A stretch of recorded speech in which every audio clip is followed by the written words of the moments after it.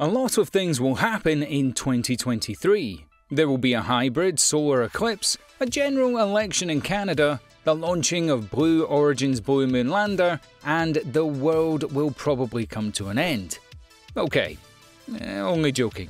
But seriously, according to biblical scholar Ian Gunry, the world is ending in 2023. However, before we come to the end of the world, something else will happen. And that something else has to do with the richest man in the world.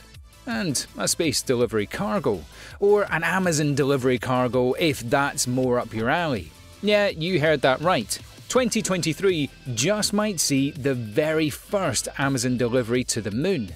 Today on Super Freaky Science, we'll be checking out Blue Origin's moon lander. We'll be looking at what it's supposed to do and how it's supposed to work, and if it can work. And if it can work, we'll be telling you what it means for humanity's plan to dominate the universe. Wait, we don't have such plans? Perhaps you haven't gotten the memo. Anyway, let's get into it.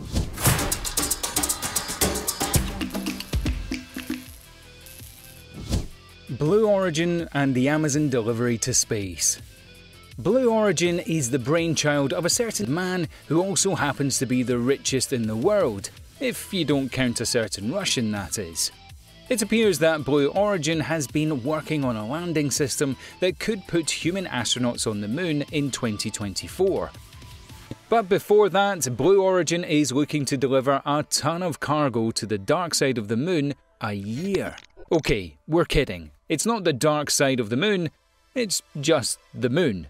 Any of the sides will be perfect for Blue Origins. The plan to build this cargo-delivering spaceship isn't exactly new. In early 2017, Blue Origin floated the idea for this cargo lander under the administration of President Donald Trump. And it was done even before Trump took office.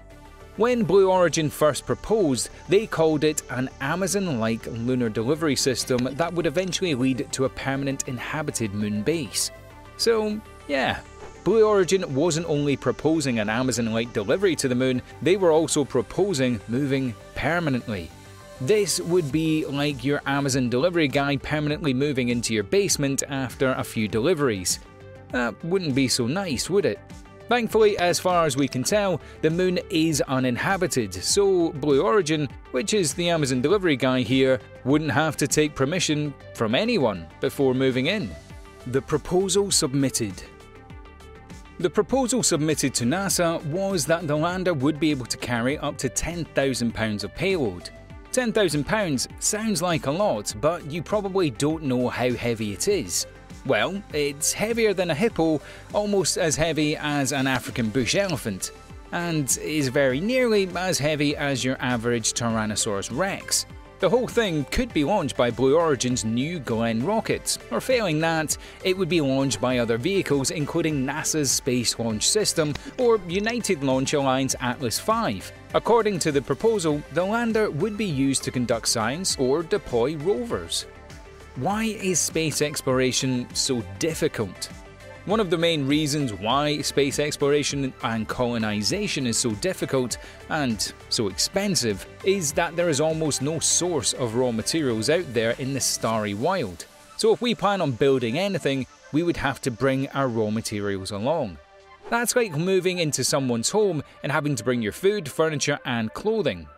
Wait, no, that doesn't sound so bad.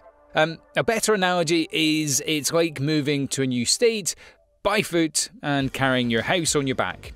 That's exactly how difficult it is. However, it looks like it may get a lot easier.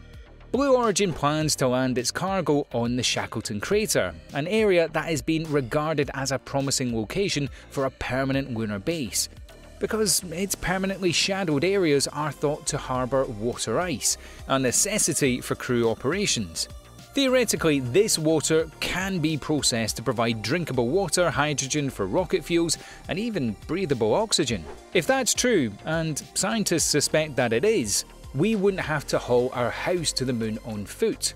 We could just process some of the parts when we do get there. The 2023 mission. If Blue Origin keeps to time, they would have already been working on a prototype of this landing system by 2023.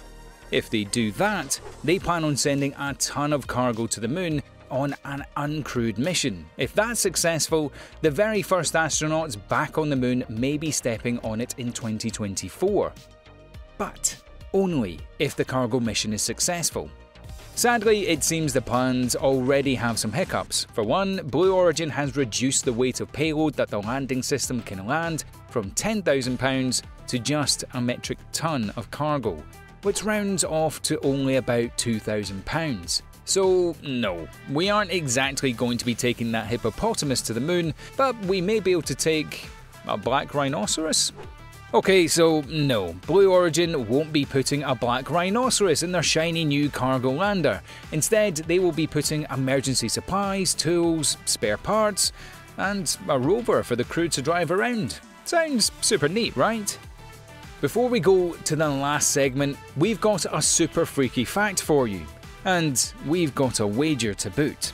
If you knew this fact we're about to tell you before, do nothing. But if you didn't, you have to like, subscribe, and leave a comment. Deal? Right, so, did you know that a teaspoon of a neutron star would weigh about 6 billion tons? Well, now you know. Artemis Base Camp. The important thing to know is that Blue Origin didn't plan all of this in isolation. The Artemis Mission, which is a mission that seeks to land the first man and woman by 2024, serves as the reason for this lander. Blue Origin hopes that their human landing system will be chosen by NASA to take this trip, but it isn't so clear-cut. Sure, NASA gave Blue Origin and their partner Lockheed Martin, Northrop Grumman and Draper $579 million in funding, but they aren't putting all their eggs in one basket. NASA also selected 2 other companies to develop human landing systems for the program. One of those companies is SpaceX, and they are already designing their system, a modified Starship second stage design called Starship HLS. The other company is Titanic, and they already have $253 million in NASA funding. So they're probably going to make something amazing. Or they might burn all the money up. You never know with these space guys. In any case, it looks like NASA wants all bases covered. That's why they chose 3 different companies with dissimilar landing systems and gave them all a bunch of money. By late 2023, if all things go according to plan, which is, to be honest, a very rare occurrence when it comes to anything space-related, we would know which group of companies NASA would eventually be going with. But given that NASA gave Blue Origin's way more money than the other 2 group of companies combined, we're kind of taking a wild guess here and saying Blue Origins will come out on top. But again, you never really know when it comes to space. You really do never really know. That's it for today, guys. Hit the like and subscribe button if you enjoyed the video. If that sounds like a threat, yeah, that's because it's a threat. We're going to do something if you don't hit it. Well, you really never know with we super freaky science guys. You never really know.